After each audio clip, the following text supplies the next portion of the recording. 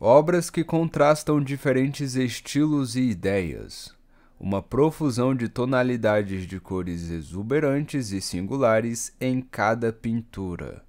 O domínio e o olhar acurado sobre os elementos em tela e as narrativas criadas.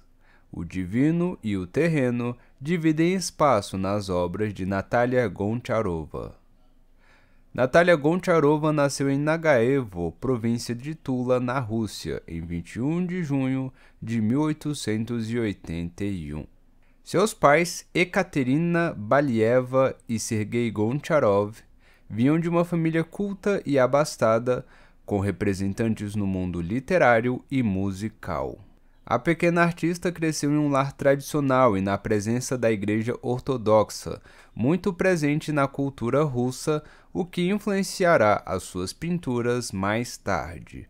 Durante a sua adolescência, a família se mudou para a capital em busca de melhores oportunidades, já que estava passando por um revés financeiro. Aos 20 anos, Natalia entrou para o Instituto de Pintura, Escultura e Arquitetura de Moscou, focando em escultura. Ela recebeu tutoria do escultor Pavel Trubetskoy, e me perdoem pois eu ainda não falo russo. E 2 anos depois, ganhou uma medalha de prata. Nessa mesma época, ela conheceu Mikhail Larionov e começaram uma amizade.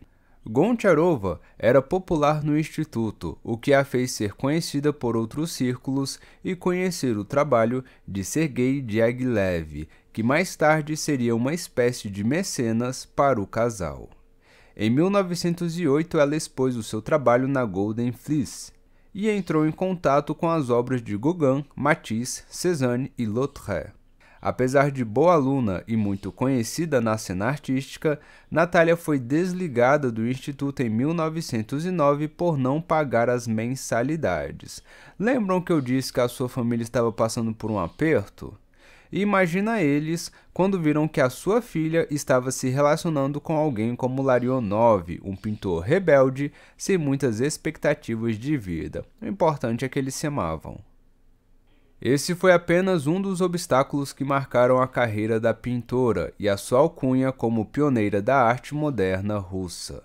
Nos anos seguintes, ela participou dos grupos Jack of Diamonds e Donkey's Tale, ambos criados por Larionov e que propunham uma revalorização de elementos culturais russos e uma nova abordagem artística para a pintura, respectivamente. Os dois grupos tiveram vida curta e, nesse período, o casal decidiu criar o raionismo, inspirados pelos ideais futuristas e orfistas. Neste ponto, as obras de Goncharova demonstram uma grande apropriação de elementos presentes nas vanguardas europeias, mas com um desdobramento próprio, o raio. Isso é, ela não escondeu as suas referências, mas pintou com originalidade. Em uma análise rápida, é possível ver que a pintura raionista funciona da seguinte forma. Você começa a traçar raios na tela, curvos ou retos, de modo que as suas intersecções formem novas figuras geométricas. As linhas permitem composições abstratas e figurativas. Nas áreas geradas, o artista pode criar zonas de cor plana ou gradientes, o que permite certa tridimensionalidade às pinturas. Podemos ver esse resultado com cores exuberantes e uma atmosfera cálida nas pinturas de Natalia, enquanto seu companheiro performou pinceladas fortes e violentas que deram dinamismo às suas pinturas. Goncharova também foi influenciada pelos diversos ismos europeus, incluindo o impressionismo e o cubismo.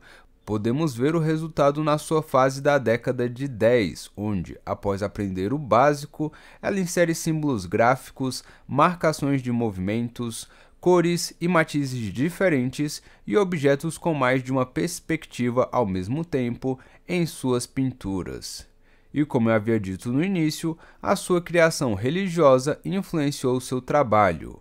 Alguns santos e passagens bíblicas foram pintados por ela ao longo da sua carreira, contrapondo os temas habituais de sua pintura.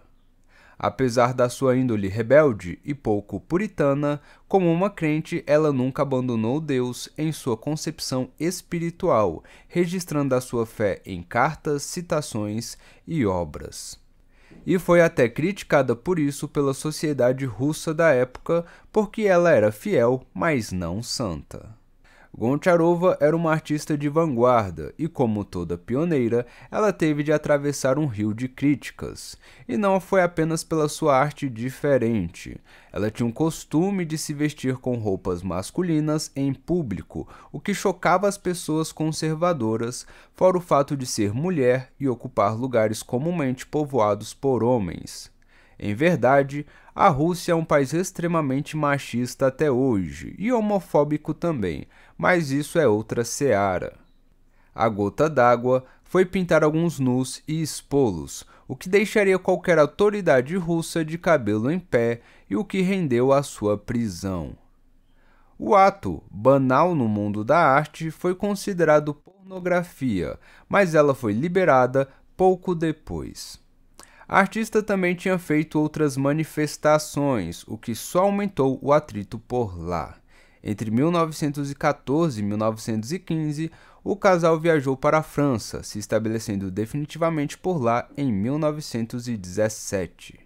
Nos anos seguintes, fez designs de roupas e pintou painéis para os balés de Diaghilev, mas após sua morte, em 1929, ficou em apertos financeiros novamente. O jeito foi se virar com pequenos trabalhos como design de interiores e fazer um trabalho ou outro um pouco maior ao longo do caminho. Um destes foram designs para 10 balés na África do Sul. Na década de 50, Goncharova e Larionov decidiram se casar para garantir que quem falecesse primeiro herdaria os bens dos outros, já que eles começaram a ter problemas de saúde críticos. Goncharova, por exemplo, já tinha muita artrite nas suas mãos, o que dificultava muito pintar naquela idade, e Larionov já estava começando a ter ataques, creio eu, ataques cardíacos. Infelizmente, Goncharova faleceu 7 anos depois do seu casamento, em 1962, e o seu marido apenas 2 anos depois dela. Natalia Goncharova foi uma pioneira, designer, figurinista, ilustradora e cenógrafa no ramo das artes visuais. Seu legado e biografia serviram não só para influenciar outras artistas, mas também para fortalecer a luta pela igualdade de gêneros na arte. Nosso trabalho aqui hoje foi relembrar a sua contribuição. Curiosidades. 1. Seu nome completo era Natalia Sergeyevna Goncharova. E se me perguntar por que isso é uma curiosidade, é porque qualquer nome russo é curioso para mim. 2. Apesar da sua contribuição para o raionismo e pintura russa, a pintora ficou mais conhecida pelos seus trabalhos com Diaghilev, recebendo o devido reconhecimento posteriormente. 3. Falando em Diaghilev, este foi um grande amigo e patrocinador para a artista. Seu primeiro contato foi quando a artista ainda estudava, a partir das publicações do periódico The Art World, criado por Diaghilev. Foi também através desse periódico que Natalia recebeu suas primeiras influências artísticas externas. 4. Além de causar na sociedade russa por simplesmente pintar um nu, a artista já tinha transgredido outras normas sociais ao ser vista de topless em público, em uma espécie de performance, e seus seios estavam pintados. 5. Ela já deu uma espécie de palestra a algum de seus seguidores, ocasião na qual ela jogou água neles no final. Por fim, a artista queria muito retornar à Rússia, mas ficou impossibilitada pela Revolução de 1917. Bem, pessoal, é isso. A Natalia e o Mikhail são muito importantes para a arte russa e também para o nosso compreendimento da arte moderna como um todo. Mas tanto a sua história quanto obras são muito mais extensas do que esse vídeo.